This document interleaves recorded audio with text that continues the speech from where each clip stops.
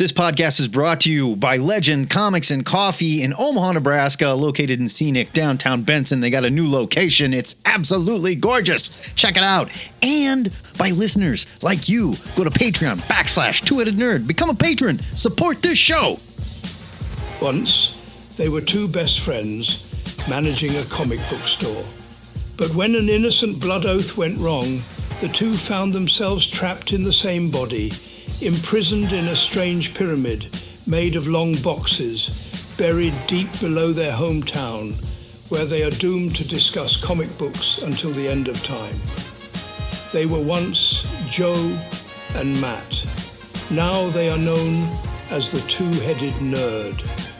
And this is their podcast. Showtime! Broadcasting from the Ziggurat in Omaha, in caverns deep below the metro area. It's our pleasure to welcome you to episode 768 of the Two-Headed Nerd comic book podcast. I'm your head number one. My name is Matt Baum. And unlike a lot of whiny jerks on the internet, I understand that Galactus is drawn exactly as large as he needs to be drawn to make sure other stuff fits in the panel. And I'm the internet's Joe Patrick, your head number two, and Galactus is a space god that can appear as big or as small as he wants. But the point is, the FF trailer looks great. Eat it, haters. Yeah, we have people that were like, what do you think, he shows up and he's so big he eats the earth like an apple? And you're like, no, Yeah, that's right, not even how it exactly. works, you morons. It's time for another new comics review show where we'll review 8 new comics from the last 2 weeks. After that, we'll set you up with our must-read picks for next week. If you're reading along with us, pull up a chair, bust out your comics, and get ready for Jack the Ripper in the future, Frankenstein in the even further future, a farewell to Chip Zdarsky's Batman, and Silverhawks! Oh! It's review time in the That's Ziggurat! not how it goes.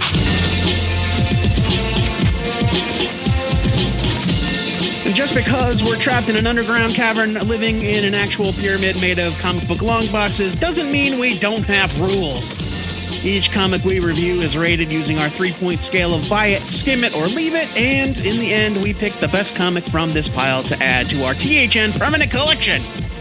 Our AI Macho posts our written reviews on twoheadednerd.com each and every week, but we only discuss them here twice a month during the new comics review show.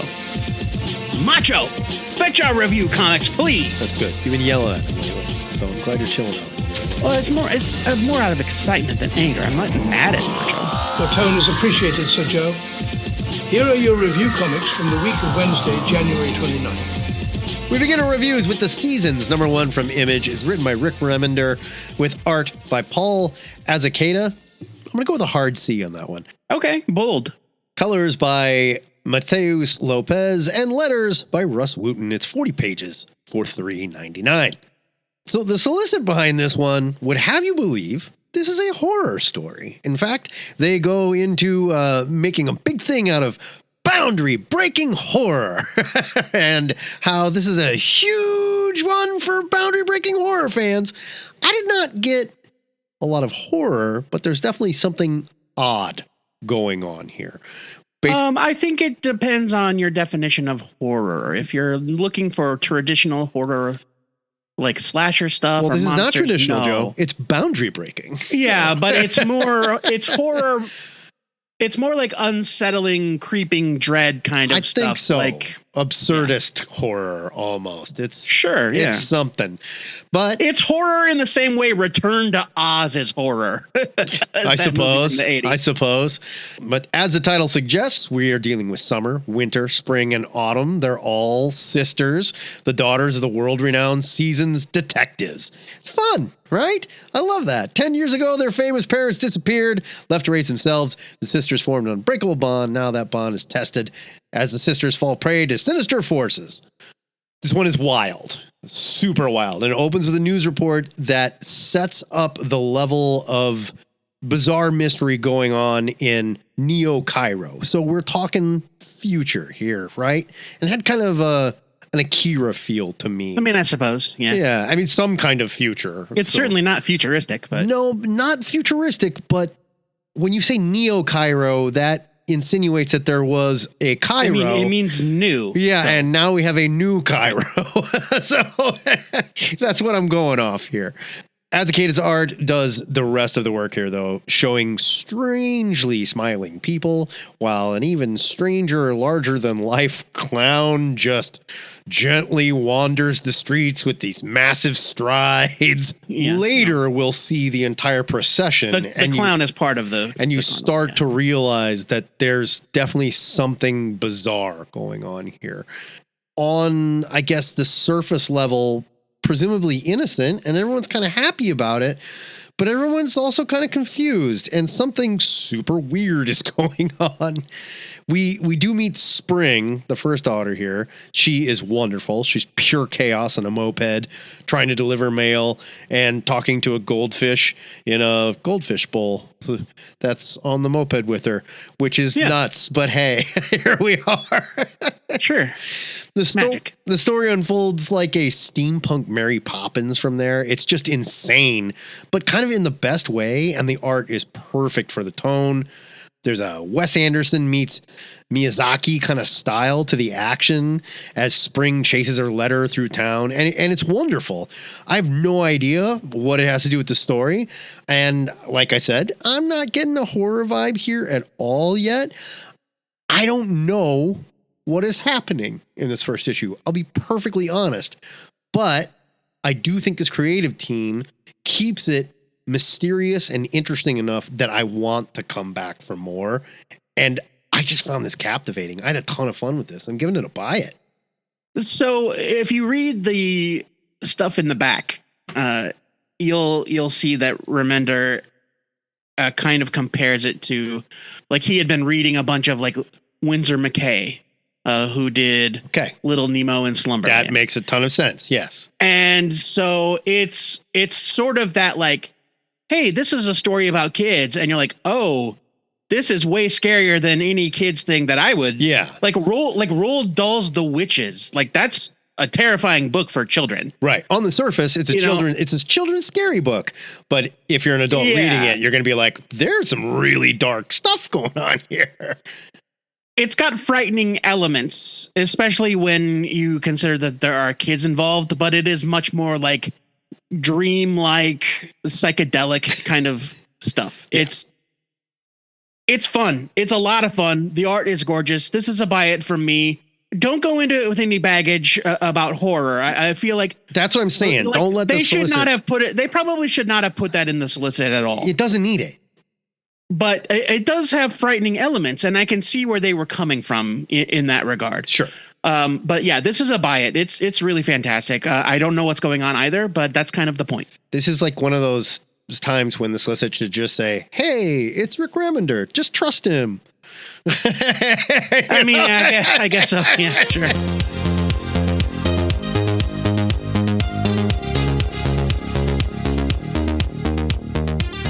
Let's move on to the superhero portion of the episode. It's Superman, the Lex Luthor special #1. It's just a one-shot, guys. It's from DC Comics. It's written by Josh Williamson with art by Eddie Barrows and Eber Ferreira. Colors here are by Adriano Lucas. Letters are by Dave Sharp. It's 32 pages for $3.99. Here is the solicit in full for the most part. During the battle of the House of Brainiac, Lex Luthor's memories were wiped clean, but now, after the events of the DC All-In special, the world needs Lex to remember his past. There is a key piece of information in Lex's lost memories that could unlock an epic mystery that plagues Superman and the Justice League. But what if Lex doesn't want to remember? Would Superman sacrifice Lex's newfound peace to solve a secret, even if it means the return of Superman's fiercest rival? Good hook. It's a good hook. Starting off with the cover. The cover friggin' rips. It's awesome. Yeah, it's great. It's Eddie Barrows. This guy rules. I know, of course. Look, we all know Evil Lex is coming back. DC already announced it for their next big Superman event. But I am going to miss good Lex. I've really kind of enjoyed having good guy like amnesiac Lex. I felt really bad for him during the park scene in this issue. where, the people of Metropolis just don't understand or don't care what he's going through. And they are reacting to him as though he were the same murderous, awful person that they know. And it's sort of tragic. And as he starts to remember, you can see his demeanor change, which is an awesome trick by Barrows. I do really like that. And it's like, I haven't enjoyed the good Lex as much as you have, and I'll go into why in a little bit. But what Barrows is doing with this character in this book is really impressive artistically, and it's very subtle. Very subtle. Yes. I loved the Smallville flashbacks, especially the revelation in the final scene and how it connects to the present day. I thought that was heartbreaking as well. Barrows and Ferreira are incredible together on the art. I cannot oversell this. The grayscale flashback scenes are especially beautiful. This comic book is gorgeous. Opinions might have been mixed on that Superwoman one-shot, but this one is a must-read in my opinion, especially if you have been following the Superman books. This is a buy it. It's very good. Okay, I agree with you. If you've been reading the Superman books, this might be required reading. But I also think, and this is by no fault of the creative team, we all knew Lex is going to be a bad guy again. So it's not necessarily required reading if you haven't been reading the Superman books. It's just another special that probably could have been done as backups in Action or Superman. And sure, blame marketing for whatever it was. This was good. It's a good comic book. It's very well drawn. It's very well told. It just, when they do these specials, it irks me because it feels like a cash grab. And sure, they could raise the price on the other books and get your money that way too. But they do this because number one, sell. That's why it doesn't say one shot too. Matt, I don't understand. If you weren't reading the Superman books, then why would you consider skimming this one anyway? Because it's good. Because it's not a failure. It's not a leave it or anything. I just don't think it's this necessarily required reading unless you really are paying attention to Superman. But you don't think that it's good enough to read on its own, or? No, this is not a jumping on point. Certainly. It's not a new chapter for Lex. You have to know all the stuff that's been going on with him in the past. Otherwise, you're going to be completely lost. And not that much happens here other than, it looks like Lex is going to be a bad guy again. Sure, but I think if a comic is good enough to read, then it's good enough to read. Fair enough. Given the choice of spending my money on it, if I was going to read one, I'd read Lex in the City because it's a good number one standalone Lex Luthor story. I thought that was like a Valentine's Day anthology. This is a continuation of Superman where you got to know what's going on. I didn't know what was going on, so it didn't affect me the same way other than, I guess Lex is bad again. So what's your rating? I'm giving it a strong skim it. I think it's good. Okay. It's not going to hit you the same way if you're not reading Superman. Sure. Yeah. And that's fine. And I'm not going to change your mind. But I think that if you're going to review a book that is a bridge between storylines, like to penalize a comic now just because you might not be up to date, that seems bonkers to me. But that's your opinion, and that's fine.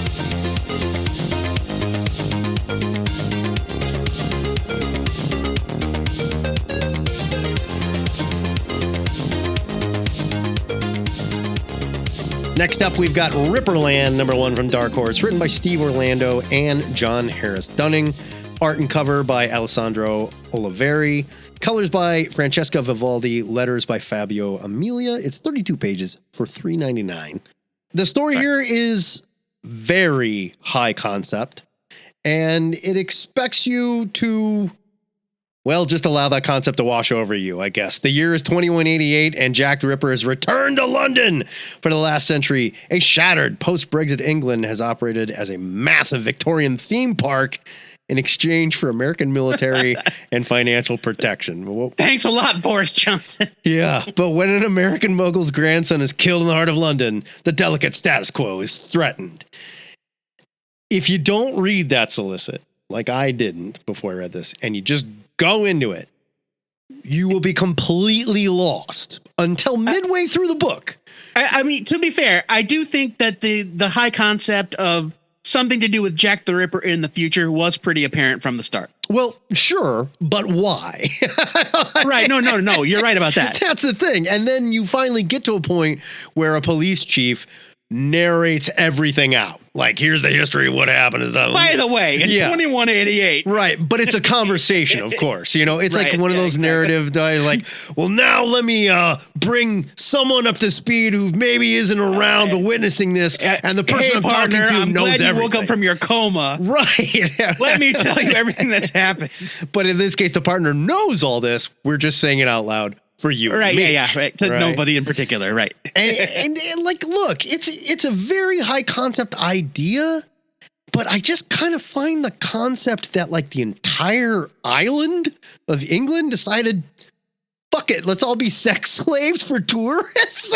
Like, that seems a little extreme. I don't know. I mean, I haven't checked in with Chris, the British guy, or Lord Fungus in a while, but isn't that already the case? I don't think that. No, I'm pretty sure it's not. Look, the art is very good. It's cartoonish. It's very detailed. The Victorian scenes are spot on. But I will say, like, when they go to the U.S. in the future, it doesn't look as futuristic as it could. I don't know. And maybe that's by design as well. I'm not totally sure. There's a lot of twists and turns in the story. The Victorian dialogue is very well written.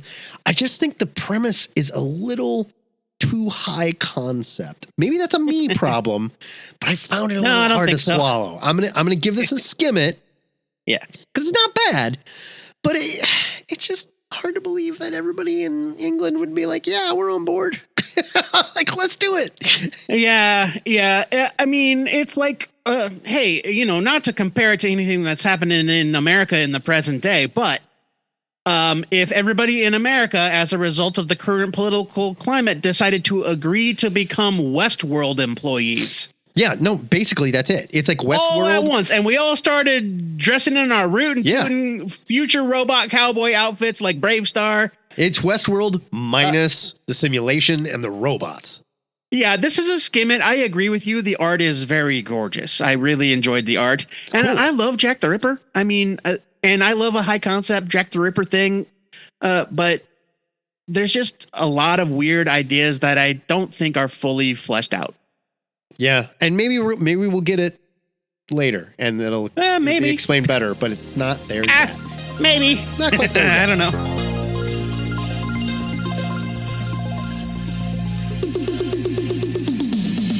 It's been a couple weeks since the last shameless grab at our nostalgia. That must mean it's time for Silverhawks #1 from Dynamite. I mean, this is an inevitable coming from Dynamite, right? Like, I mean, I would argue that we have gotten some stuff from some of these companies that should have come way after Silverhawks, but yeah. This one's written by Ed Brisson with art by George Cambadeus. Colors are by Ellie Wright.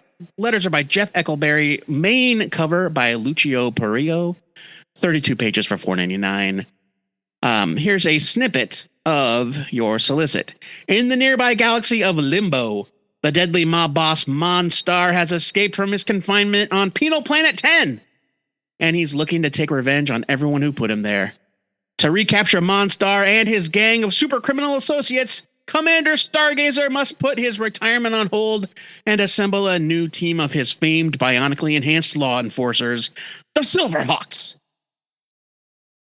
I just want to point out that how long this solicit is. it keeps going on. It's the goddamn Silverhawks, you guys. Come on. I merged it into one paragraph. I think it was 4 paragraphs. Good Lord. I do. I'm not going to read you the rest of the thing, but I do want to point out that we are teased with the existence of a new Silverhawk named Hotwing. Oh, which is hilarious that's to me. Terrible. God, that's terrible. Hotwing. Oh, is it a chicken? Saucy Nug. Oh, God, yeah. That is terrible. All right. Hey, I loved the Silverhawks as a kid. I remember the toys being sort of lame, but the cartoon ruled, at least in my scrambled memory. I have been waiting for the Silverhawks to make a comeback ever since they started reviving G.I. Joe and Thundercats and things like that. So I'm very glad it's here. Brisson gives us more lore in this one issue than I can remember from all 65 episodes of the show. Do you know why? There is so much past. Do you know why you can't remember any lore from the show? Because there is none. There is none. We have made these shows so much better in our heads than they ever actually were. Yeah, I remember the first episode of Silverhawks did have the origin of the Silverhawks, but really I think that's about all you get. And it was probably 30 seconds. Sure. There's lots of prologue here. We learn all about the world and the events that precede the first issue. Spoiler alert, don't expect to see the team in action just yet. We only meet the old guys who I don't remember much at all. I do remember Commander Stargazer, but I don't remember there being a bunch of older guys. I remember they introduced the notion of like older Silverhawks that were around, and definitely one or two showed up. It just wasn't entirely clear here, and it's confusing when you think you're going to get the cast that you recognize. Silverhawks was not as beloved as Thundercats, G.I. Joe, Transformers, and so we don't remember as much of it as we might have. But I'm right there with you. Brisson ain't telling no kitty story here. This comic is a bloodbath. Like the people are getting slaughtered left to right. Give you that. The serious tone does crash up a bit against some of the sillier ideas, but I still really, really enjoyed Cambadeus's very stylized art. It's very interesting to look at. It's a mix of hard edges and rough, ragged shading, like he's shading with a dry brush. Yeah. Almost. It's very cool looking. It's also very detailed for the most part, but like the proportions of the figures are extreme. Every dude in this comic looks like an inverted triangle. Kind of, yeah. But I kind of love it. I don't have a problem with it when you're doing like, oh, we're updating this animated thing, because it does maintain some of that animated feel. Right, exactly. I think Silverhawks #1 moves at kind of a slow pace. It is still, however, action-packed. Let me rephrase then. I think it moves at a deliberate pace, but it is action-packed. The art's very kinetic. It's exciting. And the tone of the story is kind of aged up to match the readers that were kids when the show debuted. This was one of the better toy line comic revivals for me. I'm giving this a buy it. I really enjoyed it. This, you know what this needed?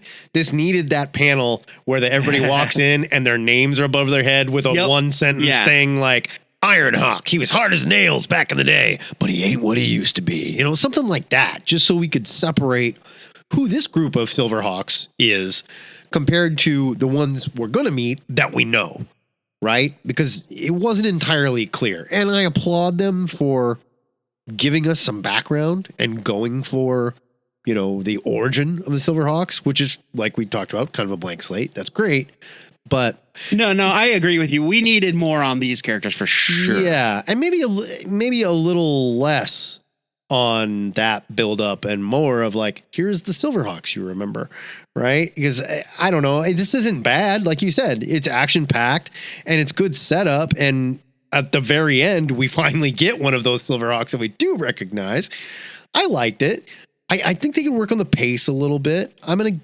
I agree. The art's good. It did bump into the serious tone a little bit. I'm going to give this a strong skim it. It's better than Thundercats. I'll say that. If nothing else, Brisson and Cambadeus are laying out the origin of the Silverhawks that we know.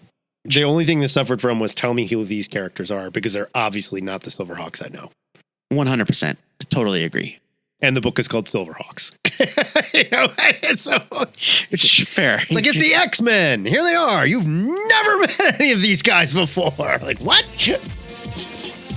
Point of order, Hotwing was a gold-silver hawk who joined the team mid-first season. He had magic powers and is probably better off forgotten. But enough about 1980s Space Bird Police. Here are your review comics from the week of Wednesday, February 5th. Thank you, Macho, and I think we proved we are lapsed Silverhawks fans at best. But we're heading back to Earth for this next one. We're talking about Earth in the far-flung future. It's Frankenstein, New World, The Sea of Forever, #1. From Dark Horse, written by Mike Mignola, Christopher Golden, and Tom Snagowski. Art and cover by Peter Bergtein, colors by Michelle Madsen, and letters by Clem Robbins. It's 40 pages, $3.99. It's a short solicit, so I'm just going to read the whole thing. Frankenstein and the young Lilia navigate the world above ground to follow Lilia's vision, but an ancient and familiar evil follows them wherever they go. So if you haven't been paying attention, in the pages of BPRD, the world blew up. Like literally humanity Ended.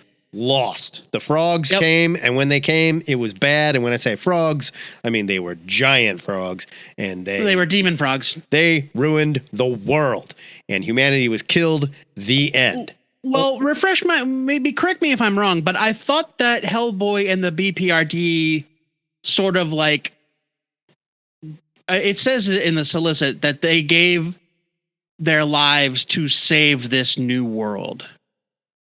So if you want to whatever say, they did, like stopped the apocalypse and a new world was born from its ashes. If you want to say that they saved the Earth, they saved the planet Sure. Earth so that life could return. They did not save the civilization. They did not. Right. Yeah. Yes. There was an extinction level event. Yeah. It was a demonic apocalypse. Yeah. So last time we checked in, Frankenstein was traveling with Lilia, and Sam's going here, but this time they come to a sea. And you know what? It's not all terrifying shit. There's actually like nice sort of lizard people that live here, and they're concerned that Frankenstein is a bad guy, which makes sense. He's Frankenstein. He's super tall. It's got to be scary. Bergting gives Frank like the Mignola monster treatment. He's so good at, but he's also very selective in the way he draws the kid. The kid's kind of cartoony and almost cute, like sort of sticks out in a story like this in the Mignola verse, to be honest. Well, because there are no humans really. Yeah. Well, I mean, and this kid is definitely like more than human, but further along in evolution, obviously. And there's stuff going on with him or her as well. I'm not totally sure. I mean, I think Lilia is a safe bet for a little girl, but I don't with everybody else's name and this being millions of years in the future. Fair. So no, I don't. I think all bets are off, Joe. It's wild to think that this book is technically a continuation of the BPRD and Hellboy, because this Earth is just completely alien. It's populated, like I said, with lizard people that protect sea creatures while mating. The designs on said creatures are just great. You can tell like Bergting right out of the Mignola school of monster making. We meet a new villain here, though, and this is one of the things that I thought was kind of lacking from the last Frankenstein. I sort of bagged on it the last time I reviewed this because I was like, I don't know how interested I am in this. I ended up reading that entire series. It was wonderful in this sort of like high concept sci-fi fantasy that you just got to let hit you. This is not the Earth that you know at all, and you don't have any place there. Frankenstein's only there because he's borderline immortal. The one thing that I like about this story is it does introduce a villain that you will recognize. That comes... a type of villain. Well, that comes from a place that makes sense, that touches back to those things that go bump in the night. And I thought it was really clever. I thought that was really cool. Really clever. The way they developed and the that. sequence that Bergting does, where because like this is a very colorful book. As opposed to other Mignolaverse books, like this is not heavy blacks and darks. It's very colorful and alien looking, but when it goes into the origin of where this villain came from, suddenly it is black and red and terrifying. It's really good. It's black and slightly less black. Yeah. Somehow. and you can still differentiate the shapes. It's incredible. Yeah. I'm giving this a buy it. This is just has to be like one of the bravest continuations of any beloved like series I can think of. And I can see how like certain old school fans might not be interested, but I would argue give this a chance. Just let it wash over you. This is a great book, and it's amazing what this creative team's doing. It's just maybe not what you expect. That's all. I'm bad at keeping up with BPRD and Hellboy stuff. Like I have got huge gaps in my reading post the end of Hell on Earth, which is when the world ended. Well, the good news is you don't need to know any of that. No, you don't. But I mean, I am aware that this isn't the first Frankenstein book, and I think I've even read the first one. But I was able to just jump right in and it feels familiar. Yeah. And I don't know where Lilia came from, but I understand her purpose and what her relationship is to Frankenstein. And the design elements are still there, even though this is still a completely new enough as if to be alien world. And yet Frankenstein carries a spear, and it's got that weird Mike Mignola like split snake tongue tip. Well, like if you looked at it, Matt, you'll know exactly. No, what I'm talking I know about. exactly what it is. It's a weapon from the BPRD books, so it's that weapon's been in Hellboy, and it's just like there are those familiar touchstones there, and it's just a really good read. The art, of course. Yeah, Matt already said it. The art is stellar. I'm not familiar with Peter Bergting, but does a great job here. The coloring is also very good. I'm kind of stunned it wasn't colored by Dave Stewart, but good job, Michelle Madsen. Dave's a busy guy. I get it. Yeah, no, he is. This is a buy it from me.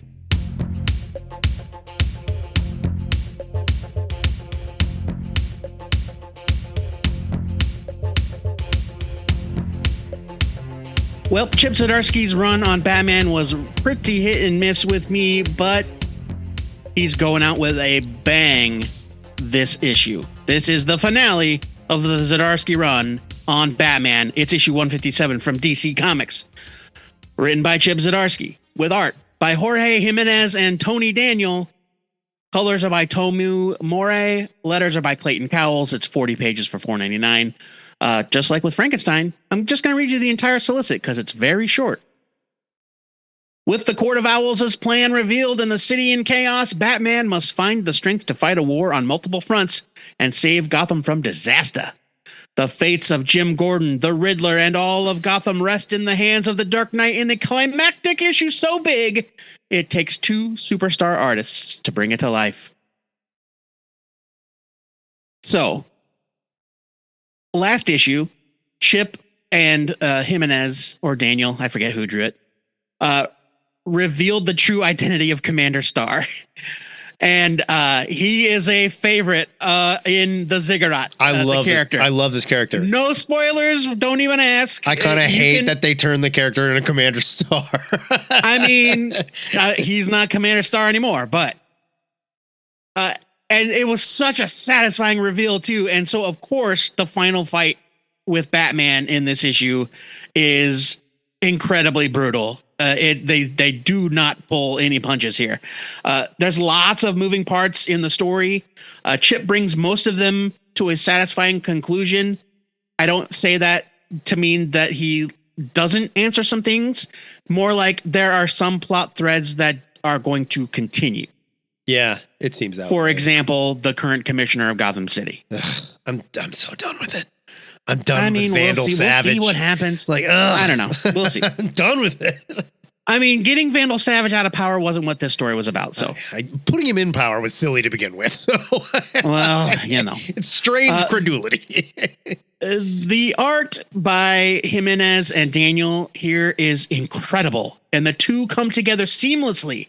Like, as I was reading, sometimes I could not tell when the art switched from one to the other. It was only when I slowed down enough to really look at it, I was like, oh yeah, this is Tony Daniel now. Yeah, they did a really nice job. They come together brilliantly here.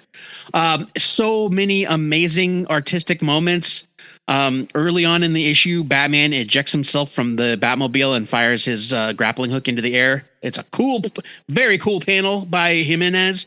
At the end, he leaps from the broken windshield of a crashing plane. I was going to say, you Batarang whipping from his hand. You mentioned the big fight, but you don't mention the fact that he surfs into the fight on the front of a plane.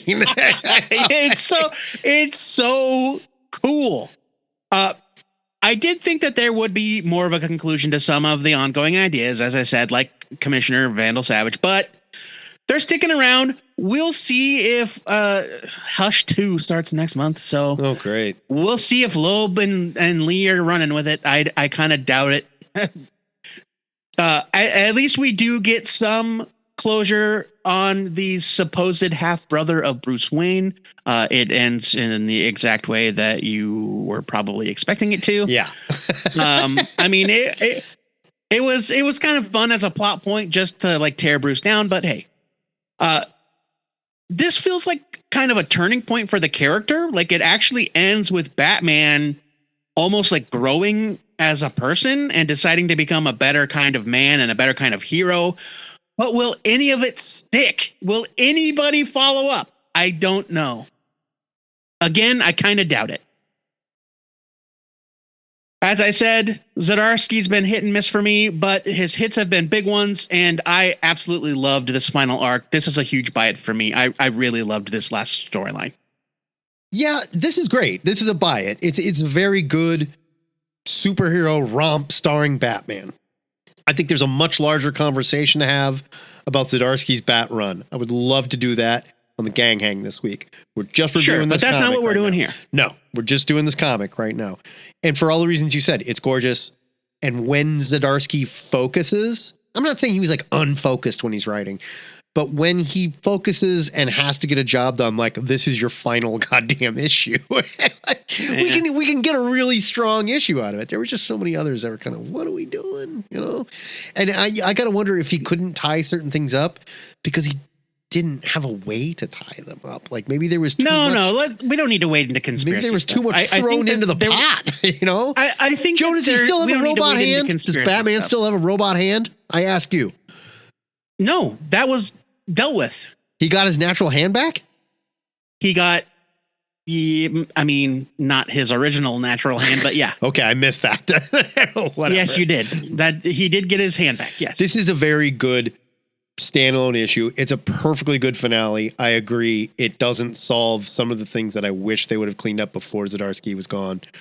Vandal Savage being just one of those things. But whatever. I had a good time here. Art is gorgeous. And I do think Tony Daniel either toned things down just a little bit, or him and I said, I'm going to work with Daniel's strength so we can blur this line. But it was almost seamless. It was gorgeous. I think there's more credit due to Daniel here. I think he's just gotten a lot better than he was when we used to see him regularly. No, I agree. Batman. I agree. But he was doing his style and now he's maybe trying to evolve a little bit, but this book looks great. It's a buy it. And I have to give them, like, last thought, I have to give them some credit for not just like completely resetting the status quo back to normal. Sure. I mean, we can look back in the future and say, oh, they dropped the ball on this. They should have just kind of put an end to it. But there's no big reset button at the end, which I think is kind of a cool move. If nothing else, there are ramifications for what has been done. Yes. Yeah.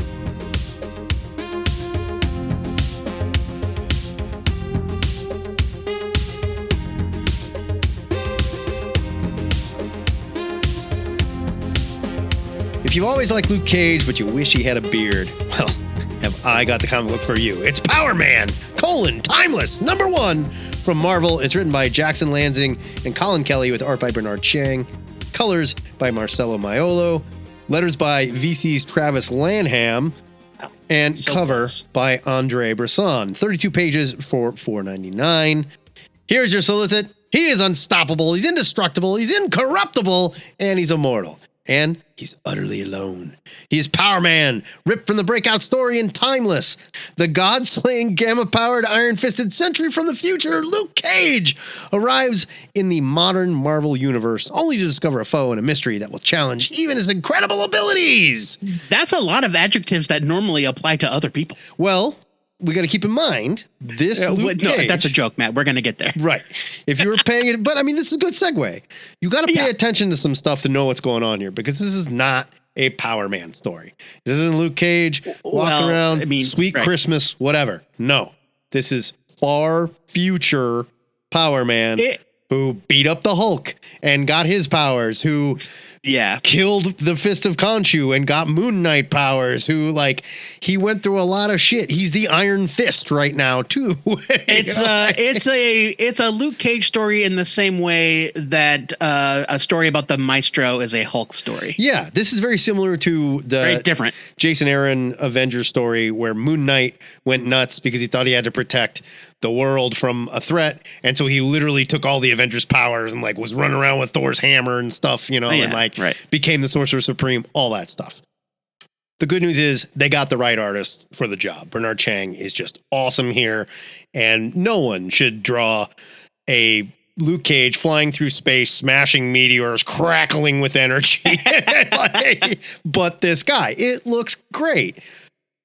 With all that said, if you don't pay attention to some of the stuff that came before this, you're just going to be lost. Right? Yes. This is not a Luke Cage story, and it's not a Power Man story either. It is this version of the character that Lansing and Kelly came up with for this timeless stuff they've been doing. And it's very clever, but I did think it got a little confusing when they're like, he's coming back to the modern Marvel U, and he sees that Danny Rand is dead. And then Joe and I have a conversation like, oh, did you know Danny Rand died? Like, no, I didn't know that. We're like, I did not know that Danny Rand died. It happened in his 50th anniversary issue. Razor Fist cut him to pieces, I guess, but he was possessed. Like, whatever. Not the point. Right. I can accept I missed some stuff, but then he immediately leaves and goes to Jupiter and meets like space woman that's living in this bizarre thing inside this giant storm on Jupiter. And then a Space Knight shows up who's super badass, and they have huge overpowered battle. I will say one of the spread pages in that overpowered battle is just incredible. And I did not see it coming. It was sudden, violent, and surprised the hell out of me. So look, there's baggage here. You need some background. It's not a good jumping on point. I'm going to give this a strong skim it because it is very good if you like this character. But you got to know what's going on. And I will say the reason that a lot of these like overpowered character stories can get so mind numbing is because they're like, oh, they can't be beaten and they're just super powerful until another really bad guy shows up.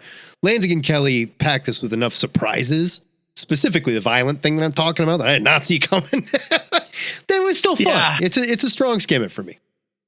Agree with you that it's a strong skim it, which is not to take anything away from this comic or its execution. No. The only thing that makes it a skim it is that everything that happened to set up this story happened in a one shot from over a year ago, because Timeless was the, how they do every year now, the end of year one shot that previews the next year's stuff. Yeah.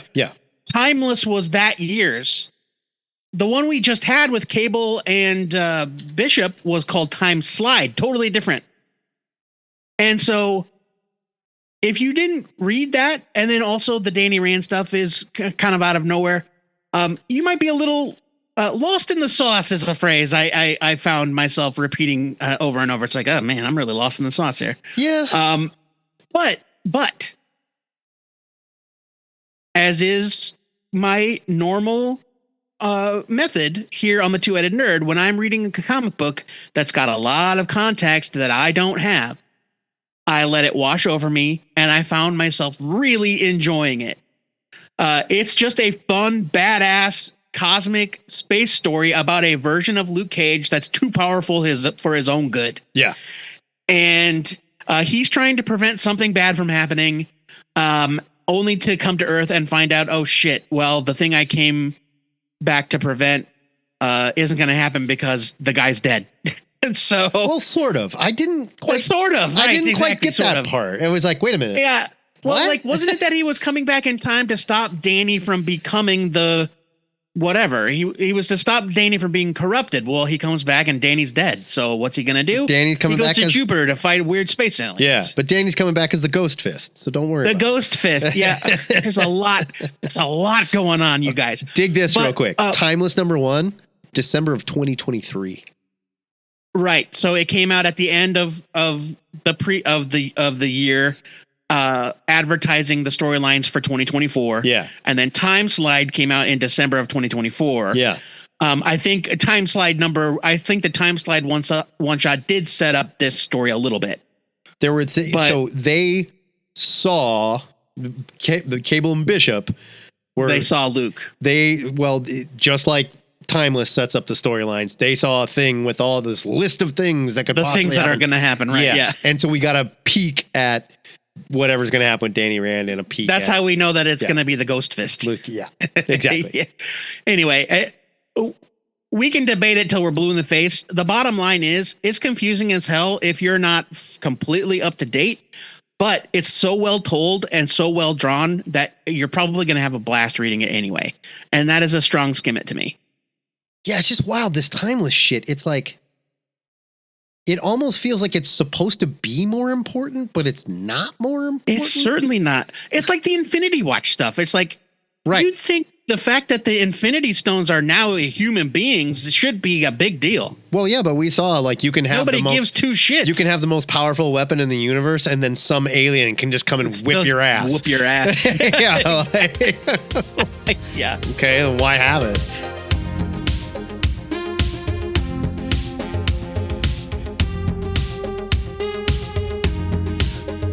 Our final review of this week goes to Bronze Faces #1 from Boom Studios. It is written by Shobo and Schaff. That's how it's credited.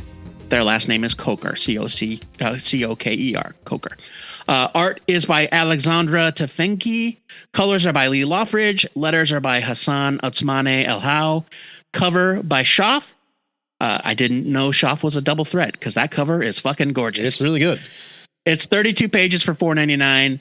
Here is your solicit. Childhood friends, Timmy, Sango, and Gabonka.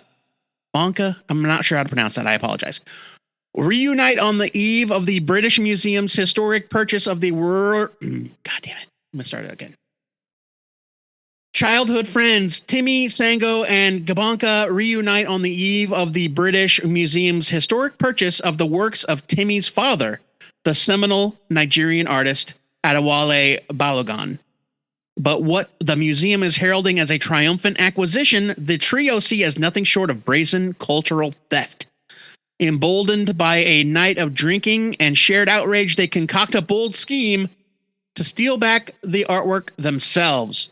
But when they come into possession of a document called The Register, outlining dozens of colonial-era stolen artifacts, their sights turn even higher. This solicit might sound a little familiar to you. We're going to get to that. I love a heist story, and the bronze mask imagery really caught my eye and drew me to this comic book. I saw the cover and I was like, "Ooh, what's that?" I did have to reread some sections of the issue just because there's so much happening. It flashes back and forth in time.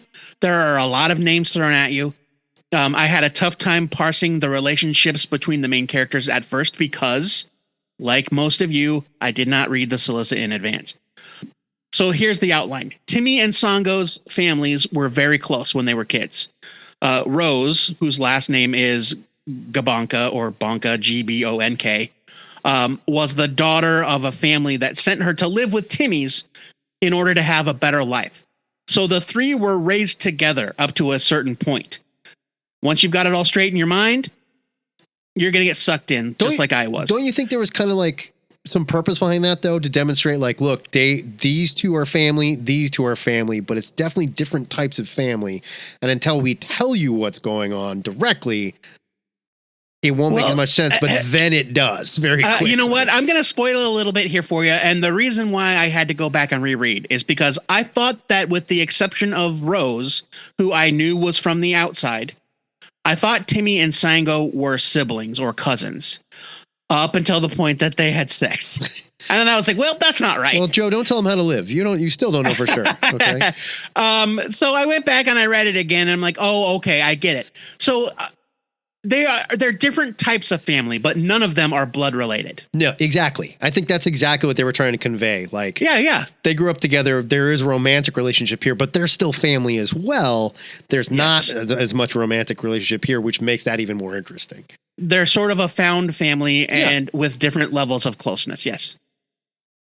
This is exactly what that Finders Keepers one shot should have been. Minus the supernatural stuff, of course. Yes, that's exactly what I thought. and look, I'm not going to blame Finders Keepers for that because that's specifically designed to be a one shot that gets you interested enough to read a series. Whereas this was already going to be a series. They have room to develop the plot. And so, unfortunately, the Horizon experiment didn't do Finders Keepers any favors. This is a challenging but rewarding read. It's full of Nigerian dialect and slang. Not in a way that you're going to find confusing, but you're going to need to take your time and take it in. Yeah, it's unapologetically African, and I like that. Oh, yeah, absolutely, 100%. It right. sets the scene. This is how, like, imagine if you were watching a movie about ancient Ireland and everybody spoke with heavy German accents, because it was easier to understand. Right. You're like, what? Yeah. Shobo and Shoff, they're not talking down to their audience here, so you better keep up. The art is beautiful. Tafenki, if you don't know, also worked on The Good Asian. Reminds me so much of Guy Davis, but much less slimy and grotesque. Hassan Utsmani Elhau, I just call him Hassan because we got that kind of relationship. He crushes it again on the lettering. I see something new from that guy with every new project. Yeah, he really is great. He's so good. He's probably, I think that he might be the best letterer in the business right now. Well, I'm gonna say he's in the top 5 for sure. He's definitely the only one I can think of that stands out. He does stand out. He stands out. Yes, exactly. The issue ends with the revelation of the Register, which promises way more, way bigger and way more daring heists to come. You can read more about what the Register is in the description of the comic, but it's very compelling. And I'm hooked into this. This is a buy it from me. I really loved it. I'm giving this a buy it as well. It was just not what I expected, I guess. Just looking at the cover, it looks like it's going to be some type of superhero type thing. But yeah, no, you're absolutely right. This is the Horizon. This was Finders Keepers without the mystic bullshit that it didn't need, more or less. This was better focused, better told. The art's incredible.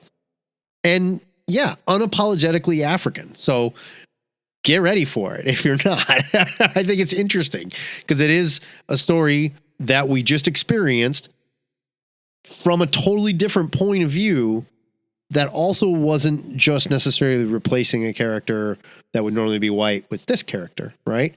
This whole world, this whole world is different.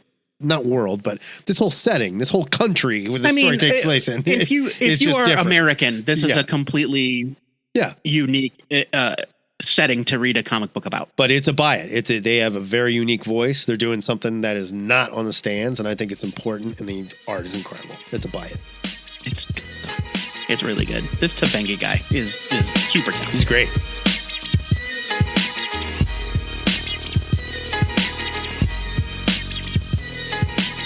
We'd love to hear what you thought about these comics on our Discord, and you can find out more about them and our written reviews over at twoheadednerd.com every single week. I just posted our reviews from the 29th. Apologies for the delay. I had some internet problems, but you can go there and read what we thought about the comics for the last week in January right now.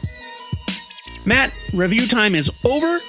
It's time to pick one of these comics for the THN Permanent Collection. What's it going to be?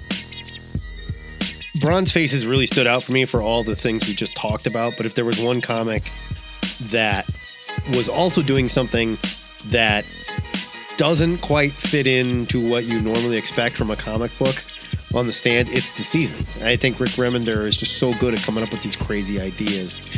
And I am so curious about what the hell is this comic book about and where is it going? And I haven't had that kind of visceral reaction for a long time where I have got to read issue 2 and probably issue 10 and probably issue 20 just to stay on board. I'm giving it to The Seasons. I kind of struggled with my pick here because I'm a sucker for superheroes, and so my instinct was to give it to Batman. But Batman, if I don't buy a copy of Batman to put in my permanent collection, Batman's going to be just fine, and I can always get the trade later. Because there's going to be a trade for sure, right? But if I want to support a book that's doing something different and unique and artistically relevant and vital, and support it in that way with my money, it's going to be Bronze Faces #1. Fair. I loved that comic. It was great. And I wanted to stick around, and I want to support these dudes. So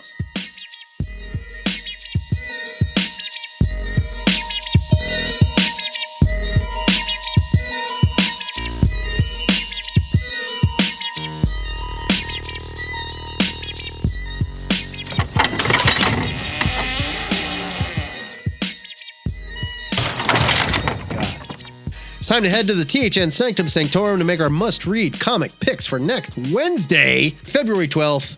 Joe, if you're only buying one comic book next week, what is it? It's a tough question. Only one. It is a tough question, and I had a hard time, and I picked mine because I thought that you'd for sure want to pick the other one that I wanted to pick, but you didn't. And sometimes that happens. I mean, you can pick whatever you want. I'm not. No, I understand, but I mean, I'm interested in both. Is the point? Is Gotcha. like I was like, oh, I'll leave Matt this one. I'll do the one I want, and then leave Matt this other really good one, and then you swerved, which happens sometimes. My pick for next week, if I were to read one comic, it would probably be One World Under Doom #1 from Marvel Comics. It's written by Ryan North with art by R.B. Silva. It's 40 pages for $5.99. It's just so interesting to me to see Ryan North writing the lead event, the lead book in an event crossover, because he's such a weird writer. He's such a weird offbeat, like comes from humor, kind of like it's just an odd fit. Well, he's demonstrated his I'm not layers saying he's not good in his I'm just Fantastic saying Four run. It's I mean, still no very question. funny to me. No. Yeah, you're right. I'm not saying he's not good. It's just still very funny to me to see his name on like big event superhero You books. keep your creators in a box, and they're only allowed to do what you want them to do. But you know what? I felt the same way about Chip Zdarsky when he started writing mainstream stuff, because I only knew him from things like Prison Funnies. Sure. You know? So here's your solicit. It's a beefy one. 6 months ago, Dr. Victor Von Doom became Sorcerer Supreme, then disappeared behind Latveria's closed borders. For most, there's enough going on in the world that Doom's absence is not a priority, and some time without him feels like a blessing. Only a few recognize it for what it truly was, the calm before the storm. It is a storm that has now arrived. The world has woken up to a new reality. Dr. Doom, Earth's Sorcerer Supreme, has magically taken over every broadcast medium on the planet and declared himself Emperor of the world, the ruler of a new united Latveria. And shockingly, impossibly, all of Earth's leaders seem to be going along with it. It just hits a little too close to home for me right now. I don't know. Luckily, whether it's mind control or Doom bots, whatever's affecting them hasn't affected Earth's heroes. And so they quickly form a strike team to stop Doom's machinations. But will they succeed?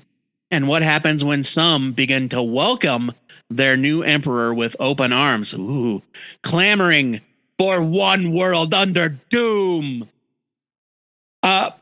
So why did I pick this? Well, like I just said, I'm a sucker for superhero comics, especially big event books that are crossing over with everybody.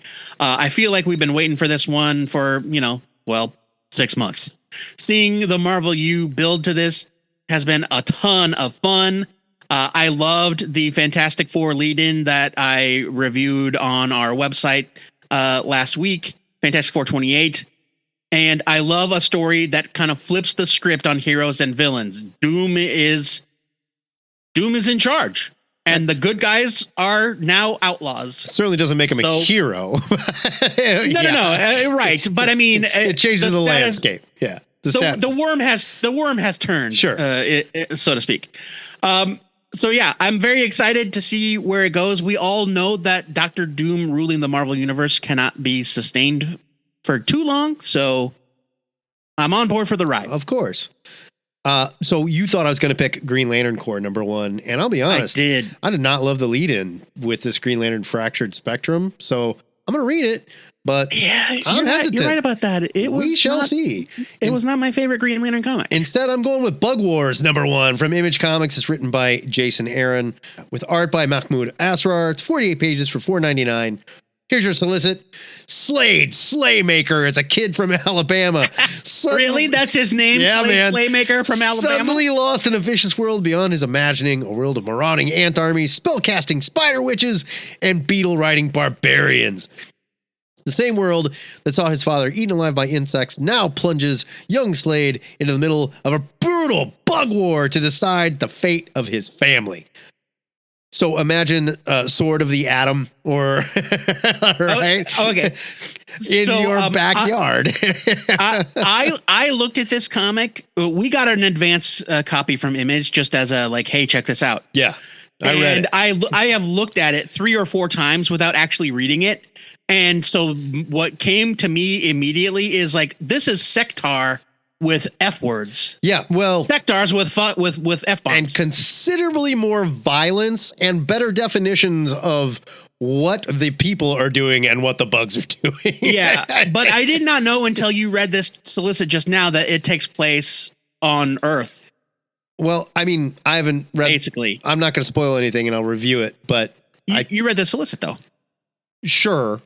But a kingdom of tiny but deadly warriors. There's a reveal in the comic that like, oh, well, you don't have to say that. Yeah, that's what I'm trying to get to. So it's Jason Aaron. He's been an amazing hit streak lately. He's just going through a creative renaissance. Asrar is always amazing. The two of them working on a brutal bug war book demands your attention.